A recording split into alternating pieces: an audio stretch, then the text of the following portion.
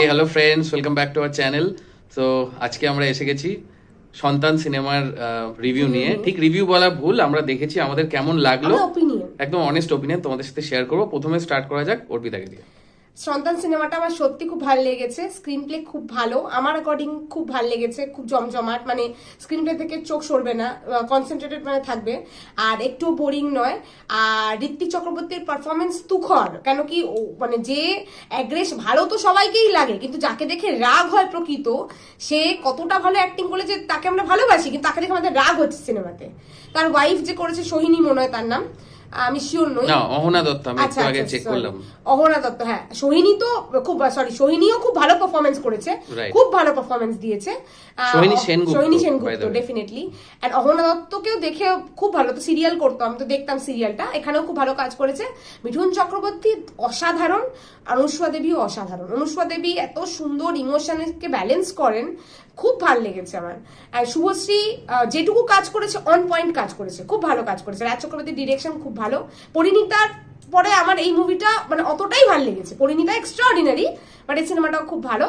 তোমরা অবশ্যই গিয়ে দেখো সন্তান মুভিটা, মা বাবাকে নিয়ে যাও, পরিবারকে নিয়ে যাও, গিয়ে দেখো, খুব বাংলা মুভিকে সাপোর্ট করো। আমি এটাকে 4.5 স্টার দেবো।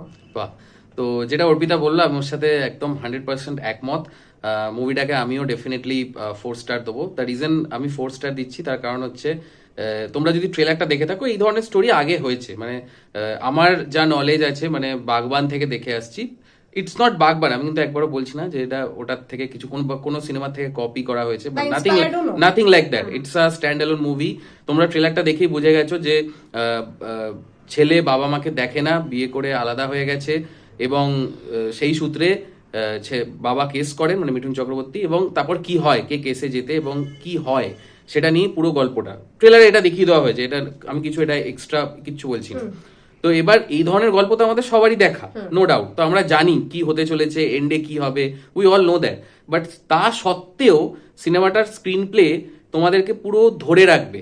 একটা সেকেন্ডের জন্য তোমরা বোর ফিল করবে না, একটা মিনিটের জন্য মনে হবে না যে সিনটাকে ড্র্যাগ করা হচ্ছে।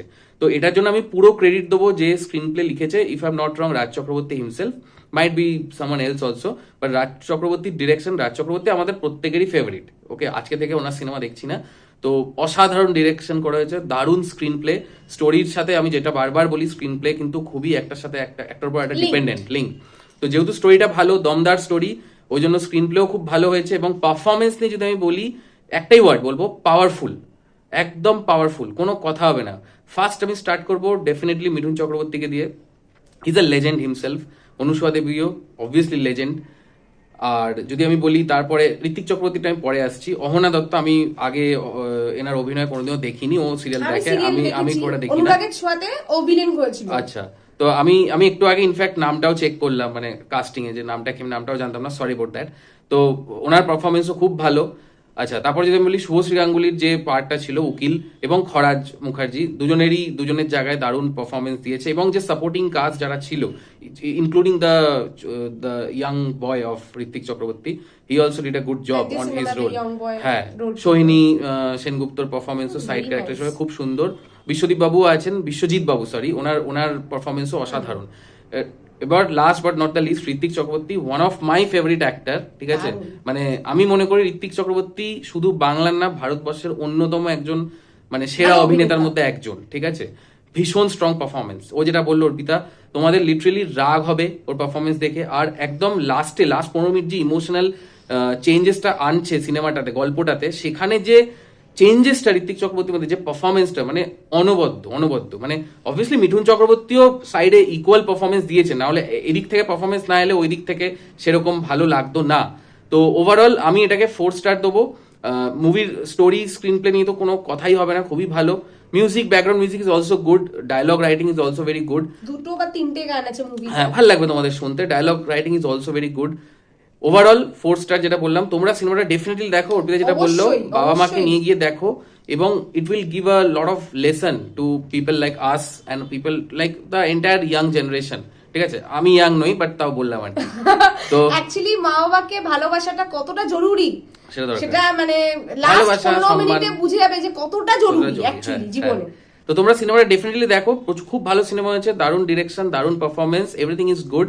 তো এবার আমাদের ভিডিওটা যদি তোমাদের ভালো লেগে থাকে ভিডিওটাকে ডেফিনেটলি লাইক Like করো, করবে, কমেন্ট share- করো, যা তোমাদের কনসার্ন বা ওপিনিয়ন কমেন্টস কিন্তু একদম পাই না, কমেন্টস করতেই হবে কমেন্টস সবাইকে। করো এবং চ্যানেলটা সাবস্ক্রাইব করো, ভিডিওটা শেয়ারও করে দিও। আমরা আবার মুভি রিভিউ নিয়ে খুব শীঘ্রই আসছি ক্রিসমাসে। এন্ড অলসো কিছু শর্টসও আছে তোমাদের জন্য, হ্যাঁ। যেটা ডে বাই ডে আসতে চলেছে, আসতে তোমরা চলেছে। অবশ্যই সাপোর্ট করবে, Subscribe কারণ করো, তোমাদের support সাপোর্ট করো। ছাড়া আমরা কিন্তু পারবো না। একদম। তো টিল দেন স্টে হ্যাপি, আবার দেখা হবে। গড ব্লেস অল, ভালো থেকো। সবাইকে advance Mary Merry Christmas, Christmas। খুব এনজয় করো, খুব মুভি দেখো। আর বেবি জনের রিভিউ নিয়ে খুব শীঘ্রই আসছি। Bye bye. বাই।